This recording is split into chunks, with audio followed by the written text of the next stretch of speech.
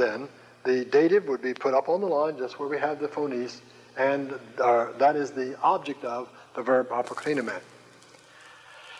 That means then that we've learned some more uses for the cases, and I'd like to put them in your workbook on page 5A of the workbook. Page 5A, we're going to learn some more, put down some more uses of the cases, so we get them all together.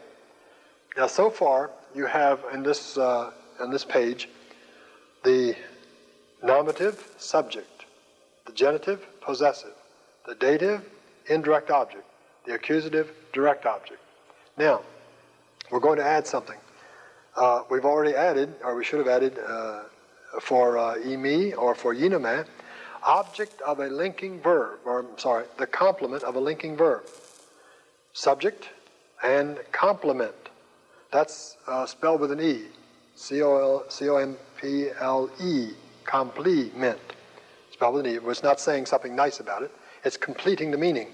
So, complement of a linking verb. And the two linking verbs that we have are imi and yinome. So, two uses for the nominative so far. The genitive, we already have possessive here. We should also have object of a preposition. Remember that? Object of a preposition for the genitive. Possession, object of a preposition. And we could put in here direct agent. It won't be different than the preposition, but there is direct agent, paragraph 114. And fourth, object of special verbs. Possessive, object of a preposition, personal agent, personal direct agent, and object of special verbs like akuo or artico. All right, now the dative. Dative, we had indirect object. We also could have in there object of a preposition. Remember, in takes the dative. Object of a preposition for the dative. We learned in this lesson that we can also have the dative of means or instrument. Paragraph 115, dative of means. And we also learned that it can be object of special verbs like apokrinomen. So we have four uses for the dative. We didn't get any new use for the accusative. We only have the one object of the verb. So you remember that in the vocabulary we pointed out that OT is a coordinating conjunction.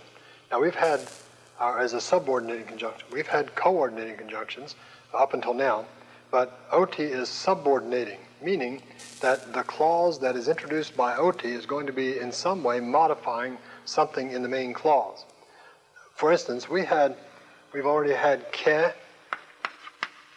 we had the, Allah, and these are coordinating conjunctions. They will be joining two things which are parallel, and they will simply be joining, not a part of either one of these clauses. However, in a subordinating conjunction, there is the conjunction is a part of the clause. It introduces the clause in that way, not really a part of speech in that sense, but it introduces the clause and then shows us what we're to do with that particular clause. For instance, with OT, we can have either one of two uses. It can be either a noun clause, OT introducing a noun clause, translated as that, or over here as a adverbial clause, translated because. Now, Machen gave you both of those meanings, because and that. If it's that, it's giving the content of the object of the verb. For instance, you say that you are being saved from by the Lord. You are being saved by the Lord. This is very similar to one of your exercises in your homework for this time. You say that you are being saved. Now, it shows what you are saying. It answers the question, what? You say what? You say that you are being saved by the Lord. This is really indirect discourse. Then, if it answers the question, or if it means because, it will answer the question, why?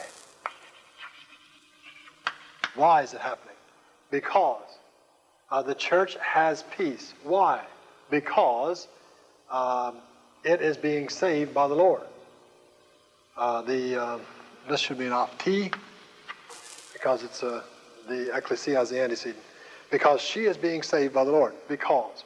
So when you have the OT clause, remember the OT introduces a clause, and it will be either noun, answering the question what, translated that, or it will be because, adverbial, answering the question why. The rest of Lesson 10, I think, will be very interesting for you. The exercises are, we'll be giving you these new things, and we have quite a few new things in this chapter.